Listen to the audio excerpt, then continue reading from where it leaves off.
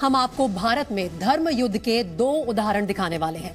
सबसे पहला लखनऊ का, जहां एक मशहूर मॉल में कुछ लोग अचानक नमाज पढ़ने लगे। मॉल प्रशासन एक्शन ले पाती उससे पहले ही इस वाकये का एक वीडियो इंटरनेट पर वायरल हो गया। लेकिन अब चिंता का सबब यह है कि मॉल में नमाज के बाद हिंदू संगठन आक्रोशित हो गए हैं। उन्होंने ऐलान कर दिया है कि अगर दोबारा ऐसा हुआ तो वो भी सुंदरकांड का पाठ करेंगे। देखिए कैसे लखनऊ का लुलु मॉल बन गया है एक नए धर्म युद्ध का एपिसेंटर।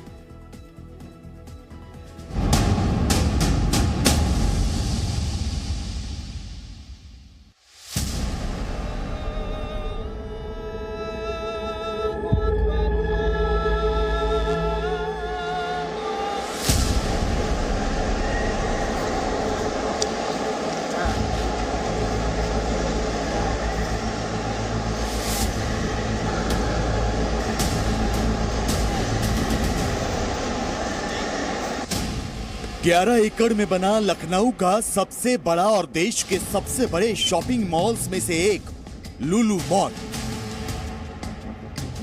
करीब 2000 करोड़ रुपए की लागत से बना लुलु मॉल, जिसका उद्घाटन 10 जुलाई को खुद मुख्यमंत्री योगी आदित्यनाथ ने किया था।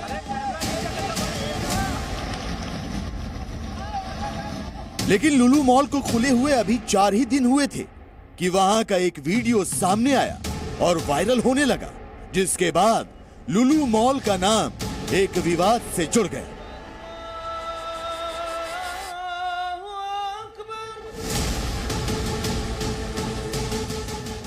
गौर से देखिए, सोशल मीडिया में यही वीडियो वायरल हो रहा है। वीडियो में दिख रहा है कि करीब 9 से 10 लोग मॉल के अंदर नमाज पढ़ रहे हैं। तो बताया जा रहा है कि ये मॉल कोई और नहीं बल्कि लखनऊ का सबसे बड़ा लुलु मॉल ही है। सोशल मीडिया पर वीडियो वायरल होने के बाद अब हिंदू संगठन सवाल उठा रहे हैं कि जब प्रदेश में सार्वजनिक जगहों पर नमाज पढ़ना मना है तो मॉल में क्यों नमाज पढ़ी जा रही है। मॉल को मस्जिद कैसे बनाया जा सकता है।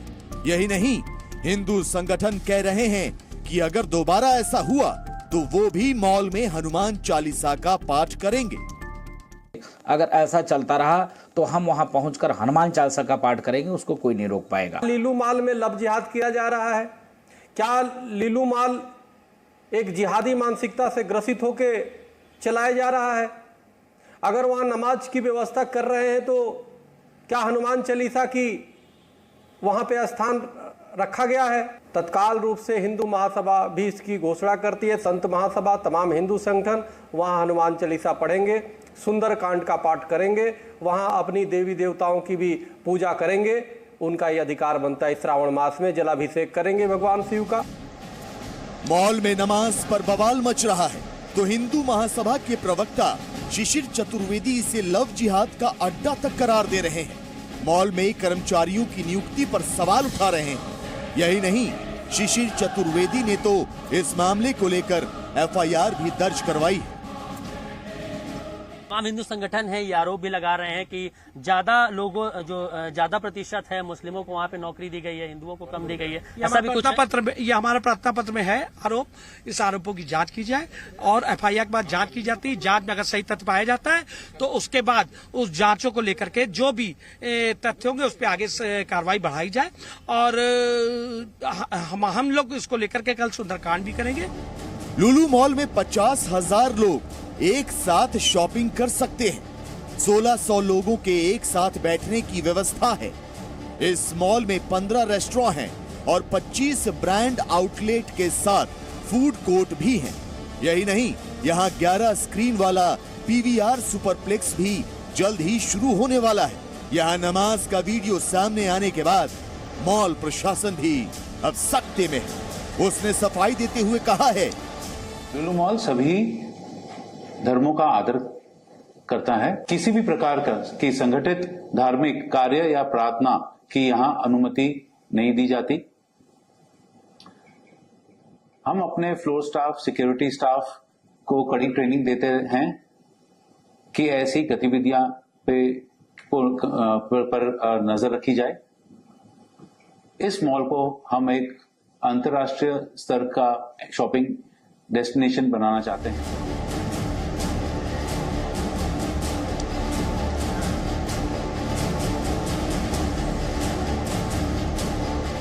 नवेली लुलु मॉल को लेकर एक विवाद सामने आया है। लुलु मॉल का एक वीडियो वायरल हो रहा है जिसमें 8 से 10 की संख्या में कुछ लोग खुले में नमाज पढ़ते हुए दिख रहे हैं। यही वो जगह है जहां पर नमाज पढ़ी गई थी। आपको बता दें कि ये गोल सा बना पूरा इलाका है जो फूड कोर्ट है लुलु मॉल का 3rd फ्लोर पर। इसी जगह पर कुछ लोगों ने कुछ समय पहले नमाज पढ़ी, जिसके बाद वीडियो उसका वायरल हुआ और तमाम हिंदूवादी संगठनों ने इसका जमकर विरोध किया। लुलु मॉल में नमाज को लेकर मचे हंगामे के बीच यूपी सरकार ने जांच के साथ लोगों से आपसी सौहार्द बनाए रखने की अपील की है। प्रशासन इस पे देख रहा है और हमको सभी लोगों को मेरी सबसे अपील है आपके चैनल के माध्यम से कि हम सबको जो भी कानूनी दायरा है, जो भी हमारी रीति रिवाज है, उसका प्रॉपर फॉलोअप करना चाहिए, प्रॉपर तरीके से फॉलोअप करना चाहिए। कोई भी चीज हमें ऐसी नहीं करनी चाहिए जिससे कोई डिस्प्यूट, कोई न्यूजेंस पैदा हो। हम सबको एक जिम्मेदार नागरिक की तरह आगे बढ़ के अपनी जिम्मेदारियों का निर्वहन करना चाहिए। सवाल यह है कि मॉल में नमाज क्यों पढ़ी गई? नमाज पढ़ने से पहले इन लोगों को रोका क्यों नहीं गया? क्या मॉल प्रशासन को इसकी भनक नहीं लगी? क्या किसी ने इस पर उस वक्त आपत्ति नहीं जताई? और अगर हिंदू संगठन भी यहां सुंदर कांड करने लगे तो क्या होगा? वैसे आपको बता दें कि 15 नवंबर 1955 को केरल में जन्मे एमए यूसुफ अली लुलु इंटरनेशनल ग्रुप के chairman. MA Yusuf Ali middle east के सबसे अमीर बिजनेसमैन में से एक हैं। लुलु ग्रुप इंटरनेशनल के खाड़ी देशों में कुल 193 स्टोर हैं। लुलु ग्रुप का सालाना टर्नओवर $8 अरब का है। इस ग्रुप का कारोबार सबसे अधिक अरब देशों, खास तौर पर संयुक्त अरब अमीरात में है। यूएई की राजधानी अबू धाबी में लुलु ग्रुप का मुख्यालय है। इस ग्रुप का बिजनेस दुनिया के 22 देशों में फैला हुआ है। मतलब ये कि लुलु ग्रुप के भारत में निवेश से फायदा ही फायदा होगा। लेकिन लखनऊ के लुलु मॉल में नमाज और इसे लेकर विवाद के बाद इस ग्रुप की छवि को डेंट लग सकता है।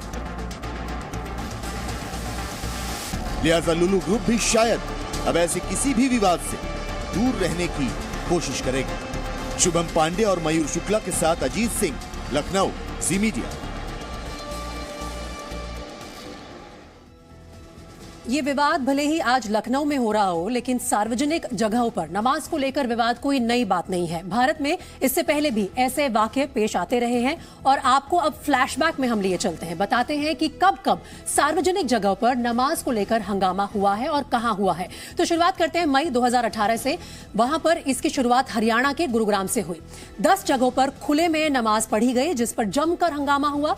हालांकि हरियाणा की सरकार ने सार्वजनिक जगह पर नमाज को गलत ठहराया था, लेकिन विवाद यही नहीं थमता। नवंबर 2021 की बात कर लीजिए। वहां पर एक बार फिर गुरुग्राम में ही सार्वजनिक जगह पर नमाज पढ़ी गई और इसे लेकर हिंदूवादी संगठनों ने एक बार फिर जमकर प्रदर्शन किया।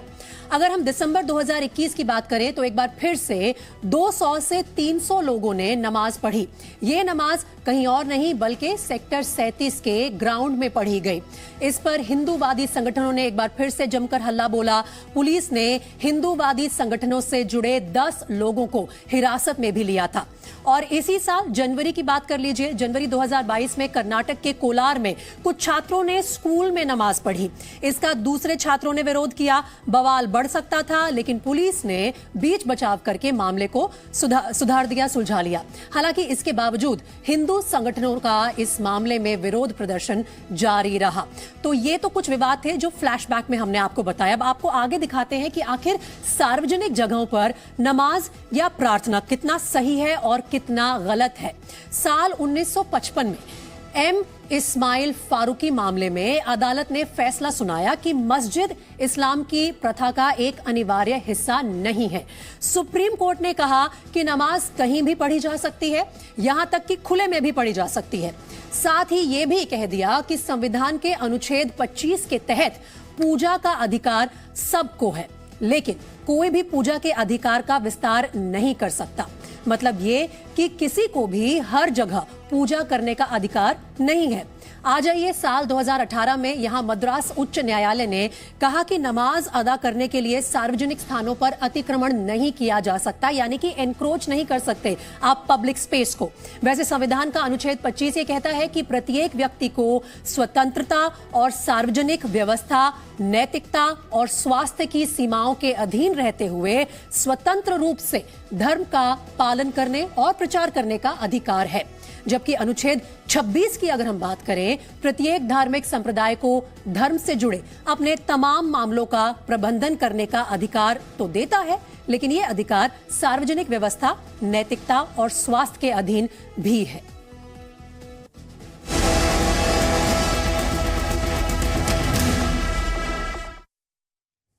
और आगे बढ़ते हैं एजेंडा इंडिया का में। अब खबर बिहार से, जहां भारत को तोड़ने की साजिश रच रहे 3 लोगों को गिरफ्तार कर लिया गया है। 2 लोगों को पटना के फुलवारी शरीफ से पकड़ा गया है। पुलिस का दावा है कि दोनों पॉपुलर फ्रंट ऑफ इंडिया यानी कि पीएफआई से जुड़े थे। इनके पास से बरामद दस्तावेज पीएफआई की 2047 वाली बड़ी प्लानिंग की तरफ इशारा कर रहे हैं, जिसमें देश में इस्लाम का राज स्थापित करने का लक्ष्य बनाया गया है। आपको दिखाते हैं कि किस तरह पटना से शारिया वाली साजिश रची जा रही थी।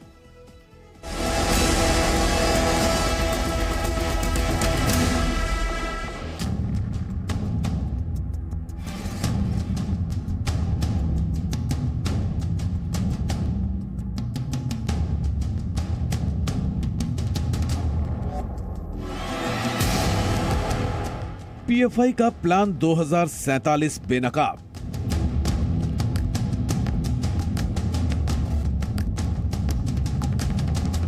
इस्लाम का राज स्थापित करने की थी साजिश।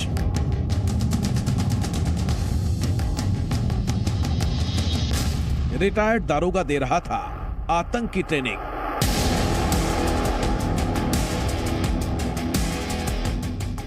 पटना से 2 संदिग्ध आतंकी गिरफ्तार। पटना के फुलवारी शरीफ से गिरफ्तार किए गए ये दोनों आरोपी देश विरोधी साजिश के एक बड़े खेल के मोहरे थे। आईबी की इनपुट के बाद जब दोनों की गिरफ्तारी हुई तो साजिश की परत दर परत खुलने लगी। एफआईआर के मुताबिक दोनों आरोपी मिशन 2047 में जुटे हुए थे। इनका लक्ष्य 2047 में भारत में इस्लाम का राज लाना था। इनके पास से एक विजन डॉक्यूमेंट भी बरामद हुआ है। पीएफआई का झंडा, दस्तावेज, पैम्पलेट, बुकलेट समेत कई अन्य सामान भी बरामद हुए हैं। पीएफआई और एसडीपीआई की आड़ में राष्ट्र विरोधी और समुदाय विरोधी कार्य किया जा रहा था और इनका मकसद था 2047 तक भारत को एक इस्लामिक राष्ट्र बनाना। गिरफ्तार आतंकियों में एक का नाम मोहम्मद जलालुद्दीन है, जो झारखंड पुलिस का सब इंस्पेक्टर रहा है। दूसरे का नाम अतहर परवेज है, जो सिमी का पूर्व सदस्य और गांधी मैदान ब्लास्ट के आरोपी का सगा भाई है। पुलिस के मुताबिक 2001, 2003 और 2013 की आतंकी गतिविधियों में हुई सभी गिरफ्तारियों में अतहर बेलर रहा है। दोनों पर आरोप है कि मार्शल आर्ट और शारीरिक शिक्षा देने के नाम पर हथियार चलाने की ट्रेनिंग देते थे। ट्रेनिंग देने के लिए दूसरे राज्यों से भी लोग बुलाए जाते थे। दोनों पर धार्मिक उन्माद फैलाने और आतंकवादी गतिविधि करने का भी आरोप लगा है। 6 और 7 को इन लोगों ने मार्शल आर्ट के नाम पर ये आर्म्स की ट्रेनिंग यहाँ कराई है उसी बिल्डिंग में। इनके साथ बहुत सारे लोग हैं जो बिहार, केरला, तमिलनाडु और वेस्ट बंगाल से चरमपंथी हैं और जो नाम बदल करके और वेश बदल करके यहाँ आए हैं, ट्रेनिंग में शामिल हुए हैं। आतंकवादियों के पास से बरामद डॉक्यूमेंट में कई बातें लिखी गई हैं जो बता रही हैं कि साजिश कितनी बड़ी थी। डॉक्यूमेंट में सबसे ऊपर लिखा है इंडिया 2047। इसके बाद भारत में इस्लाम के राज की तरफ भी लिखा गया है। नीचे लिखा है कि ये आंतरिक दस्तावेज है, लोगों को बांटने के लिए नहीं है। यानी ये दस्तावेज सिर्फ संगठन से जुड़े लोगों के लिए था, जिसमें भारत को इस्लामी राष्ट्र बनाने के तरीकों के बारे में लिखा गया था। डॉक्यूमेंट में लिखा था कि पीएफआई को पूरा यकीन है कि अगर 10% मुसलमान भी जुड़ जाएं, तो ये हिंदुओं को घुटने पर ला देंगे और भारत में इस्लाम का परचम फिर से लहराएंगे। आतंकियों को पाकिस्तान, बांग्लादेश और अरब देशों समेत कई देशों से फंडिंग की जा रही थी। आरोपियों के बैंक अकाउंट से 80 लाख से ज्यादा का ट्रांजैक्शन भी मिला है। विदेश से मिली फंडिंग की जांच के लिए ईडी की भी मदद ली जा रही है। ये फंड रेजर भी रहे हैं, इन्होंने जैसे खुद स्वीकार किया है। और अभी तक हम लोगों के पास जो एविडेंस मिले हैं उसमें 14 लाख, 40 लाख, 30 लाख के ट्रांजैक्शन की बात है। और इनके और भी हम फंडिंग्स को हम लोग एग्जामिन कर रहे हैं, ईडी को इन्वॉल्व कर रहे हैं और हमें विश्वास है कि इनके पूरे षड्यंत्र से देश से पर्दा उठेगा। एफआईआर के मुताबिक परवेज ने पूछताछ में कई कबूलनामे किए हैं, जिससे खतरनाक साजिश का खुलासा हो रहा है। परवेज ने कबूला है कि पीएफआई के कहने पर वो सिमी के पूर्व सदस्यों के साथ मिलकर एक संगठन तैयार कर रहा था। संगठन का मकसद भारत में मुस्लिमों पर अत्याचार का बदला लेना था। इस्लाम धर्म पर बयानबाजी करने वालों पर हमला करना भी इस संगठन का मकसद था। जांच में पुलिस की कई टीमें जुटी हुई हैं और साजिश की तह तक पहुंचने की कोशिश की जा रही है। पुलिस की अलग अलग टीम भी उनसे पूछताछ कर रही है। उनके पास में पोस्टर, बैनर, दस्तावेज, पीएफआई के डॉक्यूमेंट्स, मोबाइल फोन इत्यादि बहुत सामग्री बरामद हुई है। उनका भी अध्ययन किया जा रहा है। चूँकि कांड दर्ज हो गया है, वैधानिक कार्रवाई शुरू कर दी गई है, गिरफ्तारी हो गई है, तो अब पूछताछ में आगे बहुत सारी बातें आएंगी और बाकी लोगों की भी गिरफ्तारी संभव होगी। आरोप है कि इन लोगों ने युवाओं को भड़काने के लिए नूपुर शर्मा के पैगंबर पर दिए बयान का सहारा लेकर फुलवारी शरीफ में पर्चे भी बांटे। ये पूरी कार्रवाई दरअसल साक्ष्य के आधार पर की गई है, सबूत उनके खिलाफ मिले। देखिए कि मोहम्मद अतहर और जो मोहम्मद जलालुद्दीन हैं, उनके घर पर जब छापेमारी की गई तो ये जो झंडे हैं जो प्रतिबंधित हैं हमारे देश में, ये झंडे बड़ी तादाद में वहां से बरामद किए गए हैं। इसके अलावा हम आपको बहुत सारे अहम डॉक्यूमेंट्स दिखा रहे हैं। ये देखिए कि ये डॉक्यूमेंट्स जो हैं उनके आवाज से बरामद किए गए हैं। कई संपत्तियों का भी पता चला है। दोनों गिरफ्तारियों के बाद पीएफआई शक के घेरे में है। हालांकि पीएफआई ने दोनों आरोपियों से पल्ला झाड़ लिया है। पीएफआई के जनरल सेक्रेटरी अनीस अहमद के मुताबिक गिरफ्तार दोनों व्यक्ति पीएफआई के सदस्य नहीं हैं और उनके पास से बरामद कागजात का भी पीएफआई से कोई लेना देना नहीं है। पॉपुलर फ्रंट के मेंबर नहीं है। उसका बैकग्राउंड ये है कि उसमें से एक आदमी जो है एक ऑफिस का ओनर है, जिसको इन्वेस्टिगेशन के लिए बुलाया गया था। प्रेस कॉन्फ्रेंस के बाद उसे छोड़ दिया गया था, फिर बुलाकर उसे अरेस्ट किया गया। यानी एक स्टोरी मैच करने का काम किया गया है। दूसरा, ऐसा एक डॉक्यूमेंट जो लोग बोल रहे हैं कि पॉपुलर फ्रंट का ऐसा एक डॉक्यूमेंट है जिसमें पॉपुलर फ्रंट इंडिया को इस्लामी कंट्री बनाना चाह रही है। मैं ऑन रिकॉर्ड कहता हूं कि पॉपुलर फ्रंट ऑफ इंडिया ने ऐसा कोई डॉक्यूमेंट प्रिंट नहीं किया, पब्लिश नहीं किया, क्योंकि पॉपुलर फ्रंट के हर चीज आप जानते हैं पब्लिक डोमेन में ओपन है और ऐसी एक बेवकूफ डॉक्यूमेंट पॉपुलर फ्रंट कभी बनाता नहीं, पब्लिश भी नहीं करेगा। बहरहाल पीएफआई भले ही पूरे मामले से पल्ला झाड़ रही हो, लेकिन अब तक की जांच से पता चला है कि बिहार की राजधानी पटना से देश विरोधी बड़ी साजिश रची जा रही थी। अब इस आतंकी मॉड्यूल का पर्दाफाश हो चुका है। जांच में पुलिस के अलावा विदेशी फंडिंग की ट्रेल पता करने के लिए ईडी और आतंकी साजिश की पड़ताल करने के लिए एनआईए की टीम भी जुटी हुई है। फिलहाल देश विरोधी साजिश रचने के दो मोहरे पुलिस की गिरफ्त में आ चुके हैं। उम्मीद है कि साजिश का मास्टरमाइंड भी जल्द ही सलाखों के पीछे होगा। ब्यूरो रिपोर्ट, जी मीडिया। अब देखिए, आतंकी मॉड्यूल में फुलवारी शरीफ से 2 लोगों की गिरफ्तारी के बाद अरमान मलिक नाम के शख्स की भी गिरफ्तारी की गई है। इस मामले में कुल 26 लोगों पर एफआईआर दर्ज हुई है। और अब आपको बताते हैं कि पीएफआई क्या है और कब कब उसका विवादों से नाता रहा है। पीएफआई की बुनियाद दरअसल 1993 में केरल में रखी गई थी और पीएफआई मुस्लिमों की आवाज होने का दावा भी करता है। 2010 में पीएफआई सदस्यों पर बड़ा आरोप लगा था। उस पर मलयाली प्रोफेसर का हाथ काटने का आरोप भी लगाया गया था। 2012 में केरल सरकार ने हाईकोर्ट में शपथ पत्र दाखिल किया था। ये शपथ पत्र 27 राजनीतिक हत्याओं के आरोप पर था। दरअसल 2016 में कर्नाटक में आरएसएस नेता की हत्या कर दी गई थी। इस हत्याकांड में पकड़े गए 4 आरोपियों के संबंध पीएफआई से ही थे। 2019 की अगर बात करें तो तब पीएफआई के कई दफ्तरों पर छापे मारे गए। पीएफआई का श्रीलंका में हुए बम ब्लास्ट में भी हाथ होने का शक था। आईएसआईएस और सिमी से संबंध होने की भी जांच हो रही है। कहा यह भी जा रहा है कि एनआईए की जांच में कई अहम जानकारियां सामने आ रही हैं। सावन के पहले दिन मीट की दुकानें बंद कराने पहुंची नगर निगम की टीम और भाजपा नेता पर हमला हुआ। बीजेपी नेता पर तलवार से हमला किया गया। हिंदू संगठनों में जबरदस्त आक्रोश का माहौल है। इस वक्त जो रिपोर्ट आ रही है बरेली से, हिंदू संगठनों ने रोड पर जाम भी लगाया। आरएसएस, वीएचपी और बीजेपी के नेता मौके पर मौजूद हैं। आज सावन के महीने का पहला दिन है और मीट की दुकान पर प्रतिबंध लगाने के लिए भारी भीड़ इकट्ठा हुई। कई थानों की पुलिस मौके पर मौजूद है। इस वक्त बीजेपी की नेता पर तलवार से हमला हुआ है, इस बात की भी खबर आ रही है। लगातार वहां पर भारी तादाद में पुलिस बल तैनात है और नगर निगम के दस्ते से भी झड़प बताई जा रही है। नगर निगम का ये दस्ता मीट की दुकानें बंद कराने पहुंचा था। जैसा कि उत्तर प्रदेश के मुख्यमंत्री योगी आदित्यनाथ ने कुछ दिन पहले कहा था कि सावन के महीने में उन रास्तों पर मीट नहीं बिकेगा जहां से कांवड़ यात्री गुजरेंगे।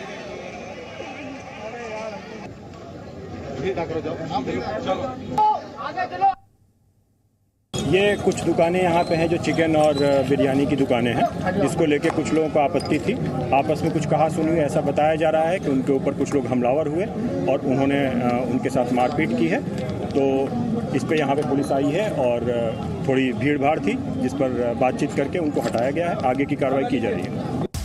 इस वक्त बड़ी खबर जो आ रही है वो आपके सामने रख रहे हैं। हैदराबाद से बड़ी खबर आ रही है। भड़काऊ बयानबाजी के बाद चिश्ती की गिरफ्तारी की खबर। इस वक्त ब्रेकिंग न्यूज आप देख रहे हैं। हैदराबाद से गौहर चिश्ती गिरफ्तार हो गए हैं और भड़काऊ बयानबाजी के आरोप में ये गिरफ्तारी की गई है। सिर तन से जुदा के नारे लगाए गए थे और उसके बाद प्रशासन की ये कार्रवाई, गौहर चिश्ती की गिरफ्तारी हुई है। हैदराबाद से ये बड़ी खबर इस वक्त आ रही है और भड़काऊ बयानबाजी के आरोप में आज ये गिरफ्तारी की गई है। अब से बस कुछ देर पहले ये खबर आई है हैदराबाद से, गौहर चिश्ती की गिरफ्तारी हुई है और इन पर आरोप है सिर तन से जुदा के नारे लगाने का। प्रशासन की कार्रवाई हुई है भड़काऊ नारेबाजी के बाद और हैदराबाद से गौहर चिश्ती को गिरफ्तार किया गया है।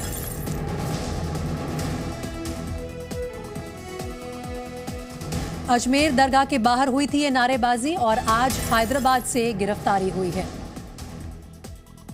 तो चलिए, एजेंडा इंडिया का देख रहे हैं आप और आगे बढ़ते हैं। बात करते हैं कुदरत के कहर की। कहीं दर्द, कहीं बेबसी, कहीं लाचारी, तो कहीं जिंदगी बचाने की जंग। देश के 25 राज्यों में लगातार बारिश और बाढ़ से कुछ ऐसी ही तस्वीरें सामने आ रही हैं। अब तक 218 लोगों को जान गंवानी पड़ी है। महाराष्ट्र से मध्य प्रदेश तक और गुजरात से केरल तक आसमान से बरसती आफत बेलगाम हो चुकी है। जल प्रलय का सामना कर रहे लोगों का सवाल बस यही है कि आखिर कब थमेगा तबाही का ये दौर।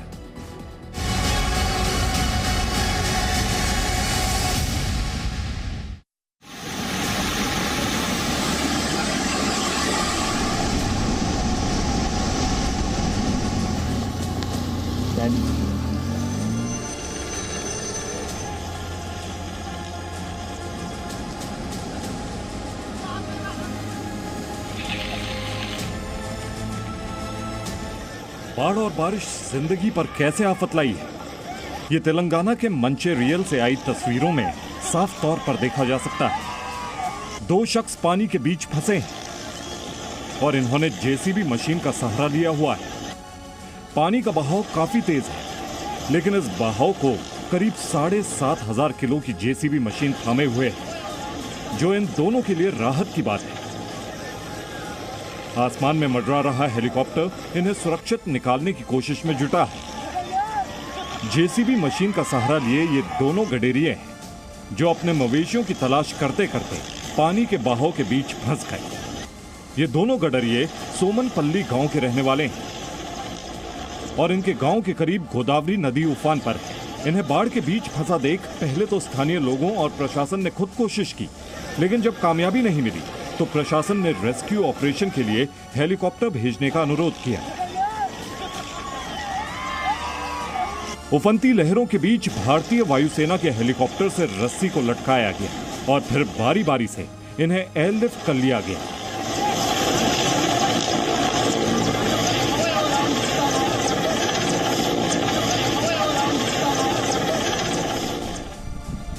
गुजरात में कुदरत का आसमानी कहर जमकर बरस रहा है।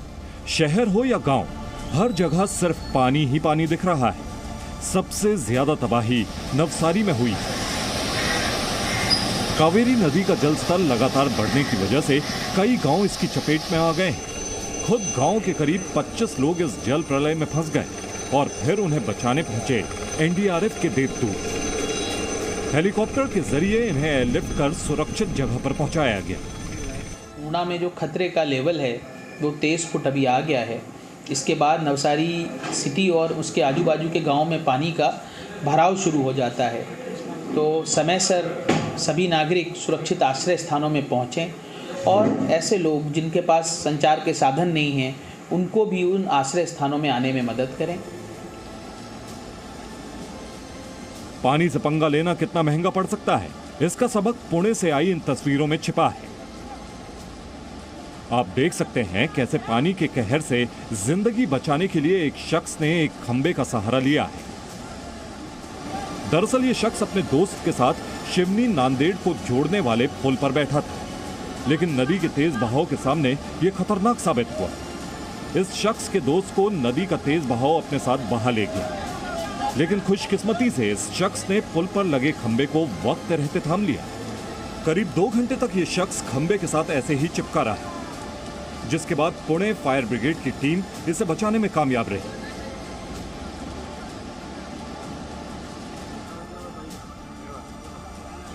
महाराष्ट्र के नागपुर में रेत नदी पूरे उफान पर है। इसकी वजह से कई हादसे भी हो रहे हैं, लेकिन स्थानीय लोग इससे सबक सीखते नहीं दिख रहे। एक दिन पहले स्कॉर्पियो कार बह गई थी, लेकिन बाइक सवार तेज बहाव के बीच तेज रफ्तार से बाइक चला रहे हैं। हादसा कभी भी हो सकता है।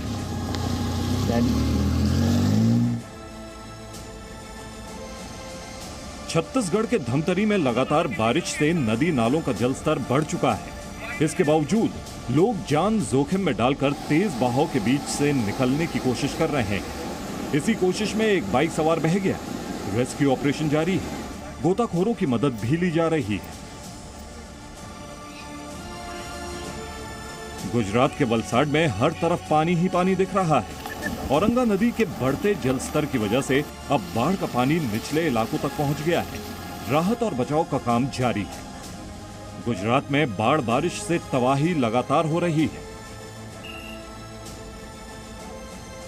लोगों को बचाने के लिए सुरक्षित जगहों पे ले जा रहे हैं, सुरक्षित शेल्टर्स में ले जा रहे हैं। यहाँ इवैक्यूएशन किया जा रहा है लोगों को, जिससे कि यहाँ पानी औरंगा नदी में पानी बढ़ने से ये लोग असुरक्षित हो जाते हैं। रात में पानी बढ़ने से इनको सुरक्षा होने के कारण पहले इनको निकाला जा रहा है। यहाँ पे हमारी टीम 2 टीमें काम कर रही हैं वलसाड में। स्थानीय प्रशासन के साथ मिलकर, सभी रेस्क्यू एजेंसीज के साथ मिलकर लोगों को बचाने का काम कर रहे हैं। गुजरात में बाढ़ बारिश से तबाही लगातार हो रही है। अब तक 31,000 लोगों को रेस्क्यू किया गया है। 5 जिले हाई अलर्ट पर हैं। महाराष्ट्र के मुंबई और कोंकण इलाके में अगले 24 घंटे में भारी बारिश का अलर्ट है।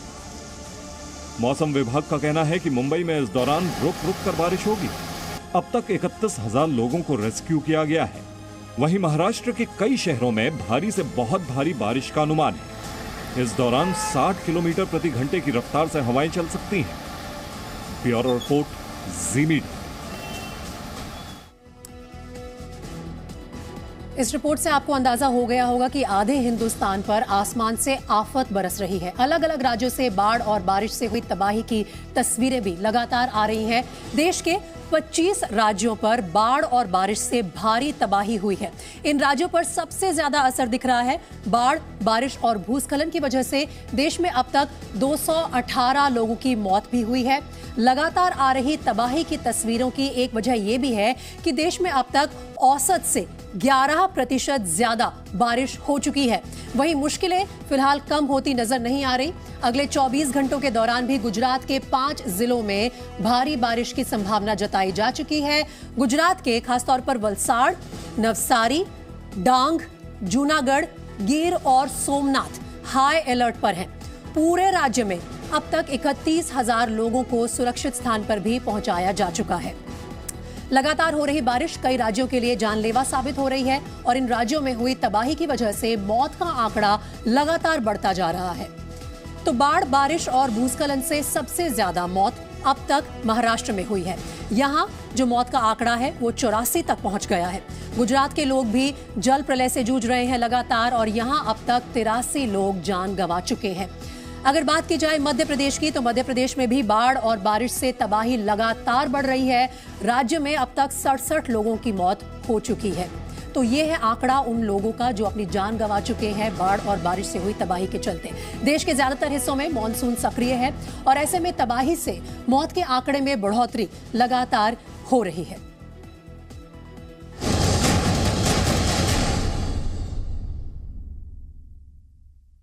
चलिए आगे बढ़ते हैं और अब आपको मिलवाते हैं एक दबंग महिला ऑफिसर से। एक ऐसी महिला ऑफिसर जिन्होंने अपने काम के बीच आने वाले माननीय नेताजी को भी नहीं बख्शा। नेताजी महिला ऑफिसर पर रुआब गांठने की कोशिश कर रहे थे, लेकिन महिला अधिकारी ने उन्हें खुला चैलेंज देते हुए कह दिया कि दम है तो मुझे नौकरी से हटवाओ।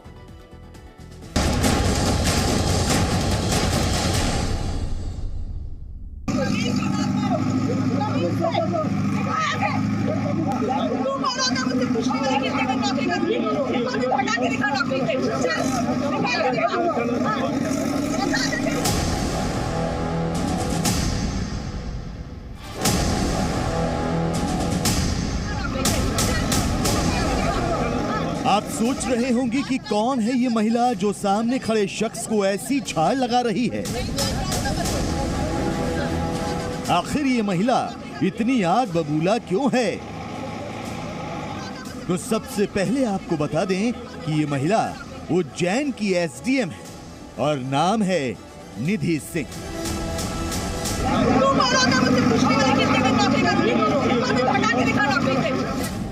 अब आपको ये भी बता देते हैं कि एसडीएम निधि सिंह किसे झाड़ लगा रही हैं।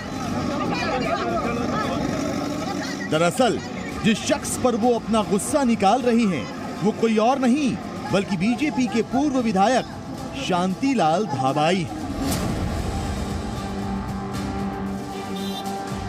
दरअसल शांतिलाल धाबाई खुद को जनता का प्रतिनिधि बताते हुए एसडीएम पर अपनी धौंस जमाने की कोशिश कर रहे थे, धमकाने की कोशिश कर रहे थे। लेकिन धाकड़ लेडी ऑफिसर यानी एसडीएम निधि सिंह को उनका ये अंदाज पसंद नहीं आया। फिर क्या था, वो नेताजी पर बरस पड़ी।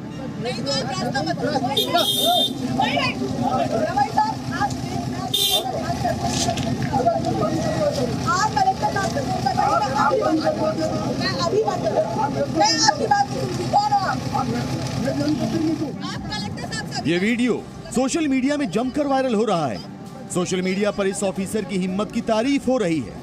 दरअसल उज्जैन के बड़नगर के एक गांव में मेन चौराहे पर पुलिया पर पानी जमा हो गया था और ये पानी लोगों के घरों में घुस रहा था। एसडीएम निधि सिंह को इसकी शिकायत मिली थी, जिसके बाद वो दल बल के साथ पहुंची और जेसीबी की मदद से पानी निकासी करवा रही थी। लेकिन मौके पर बीजेपी के पूर्व विधायक शांतिलाल धाबाई भी पहुंच गए और पानी निकासी को लेकर एसडीएम निधि सिंह से बहस करने लगे, जिसके बाद एसडीएम साहिबा ऐसी भड़की कि पूर्व विधायक की बोलती ही बंद कर दी।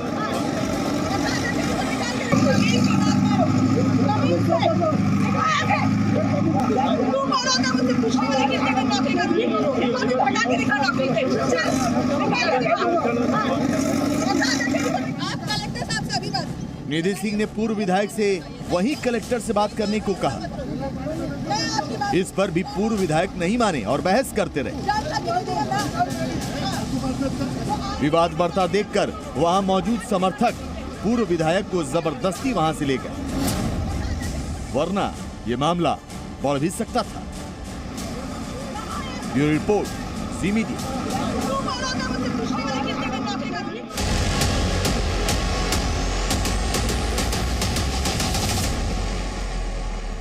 चलिए बुलेटिन में आगे बढ़ रहे हैं और अब खबर श्रीलंका से। श्रीलंका में जारी सियासत संकट से जुड़ी ये खबर है, जहां जनता के विद्रोह के कई दिन बाद आज हालात कुछ नियंत्रण में दिखे। आपातकाल लागू होने, सड़कों पर सेना और टैंकों की तैनाती के बाद सरकारी इमारतों से प्रदर्शनकारियों को हटाया जा सका। फिलहाल राष्ट्रपति भवन, पीएम आवास और पीएम कार्यालय पर फिर से सुरक्षा बलों का नियंत्रण हो गया है। ताजा खबर ये आ रही है कि देश के अलग अलग हिस्सों से कोलंबो पहुंची जनता अब अपने अपने घरों की तरफ लौटने लगी है।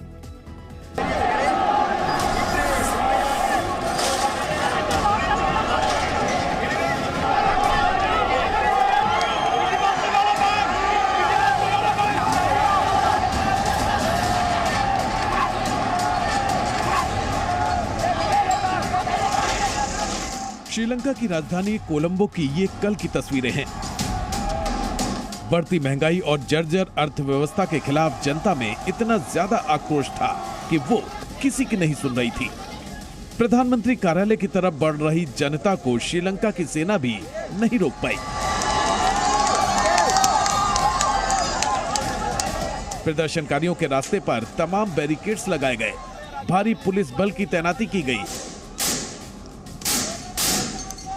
आंसू गैस के गोले और पानी की बौछारें तक छोड़ी गईं।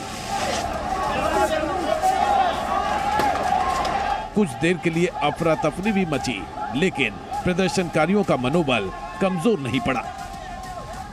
तमाम बाधाओं को पार करते हुए प्रदर्शनकारियों ने राष्ट्रपति भवन और पीएम आवास के बाद बुधवार को प्रधानमंत्री कार्यालय पर भी कब्जा कर लिया। बुधवार को प्रदर्शनकारी 20 साबित हुए, लेकिन आज सुरक्षा बलों ने सबक लेते हुए बड़ी तैयारी की। आज कोलंबो की सड़कों पर सेना मुस्तैद दिखी, चप्पे चप्पे पर सुरक्षा कर्मियों का पहरा दिखा। संसद भवन के बाहर सुरक्षा कड़ी कर दी गई। प्रदर्शनकारियों को रोकने और संसद की हिफाजत के लिए टैंक तक तैनात कर दिए गए। हम इस वक्त संसद भवन से थोड़ी दूरी पर मौजूद हैं। कल श्रीलंका की जनता और प्रदर्शनकारी यहां तक पहुंच गए थे। कई बैरिकेडिंग को श्रीलंका की जनता ने तोड़ दिया था और आज फिर एक बार फिर श्रीलंका की सेना ने यहां नई बैरिकेडिंग कर दी है ताकि यहां से आगे जनता को ना बढ़ने दिया जाए। क्योंकि आप देखिए, कल जो बैरिकेडिंग लगाई गई थी उसे तोड़ के जनता ने नाले की तरफ फेंक दिया था और आज एक नई बैरिकेडिंग लगाकर श्रीलंका की सेना आपको संसद भवन के ठीक बाहर तैनात दिखाई देगी। और यहां पर तस्वीरों में देखिए, सेना ने मोर्चा संभाल रखा है। कल देर रात तक इस जगह पर हजारों की संख्या में प्रदर्शनकारी मौजूद थे, लेकिन आज यहां पर कोई प्रदर्शनकारी दिखाई नहीं दे रहा है। सुरक्षा का अंदाजा इसी से लगाया जा सकता है कि पीएम के कार्यालय में उनकी कुर्सी की भी कड़ी सुरक्षा की जा रही है। प्रधानमंत्री की कुर्सी की हिफाजत के लिए भी सुरक्षा कर्मी मुस्तैद दिख रहे हैं। फिलहाल कोलंबो में सुबह 5 बजे तक कर्फ्यू लगा दिया गया है। प्रदर्शनकारियों को भी हटा दिया गया है। श्रीलंका की सेना ने पूरी तरह से संसद भवन के बाहर अपनी तैनाती बढ़ा दी है, क्योंकि कल देर रात तक सेना और जनता के बीच में संघर्ष चल रहा था। जनता संसद भवन के अंदर जाना चाह रही थी, लेकिन सेना ने उनको रोक दिया। आप देखिए, लेक के बीचों बीच एक सड़क है जो संसद भवन के अंदर का पूरा रास्ता है। वहां पर आर्मी चारों तरफ आपको दिखाई देगी श्रीलंका की, और फिलहाल यहां पर जनता प्रवेश नहीं कर सकती है। और अब श्रीलंका संकट पर सबसे बड़ी खबर आ रही है। श्रीलंका के राष्ट्रपति गोटाबया राजपक्से का इस्तीफा आ गया है। उन्होंने अपना इस्तीफा स्पीकर को ईमेल से भेजा। इस वक्त ये बड़ी खबर आ रही है श्रीलंका से। राष्ट्रपति गोटाबया राजपक्से ने अपना इस्तीफा श्रीलंका के स्पीकर को ईमेल से भेज दिया है और श्रीलंका संसद के स्पीकर ने इस्तीफे की पुष्टि भी कर दी है। इस वक्त सिंगापुर में है गोटाबया राजपक्से। मालदीव से सिंगापुर चले गए थे और अब ये बड़ी खबर आ रही है कि उन्होंने अपना इस्तीफा दे दिया है।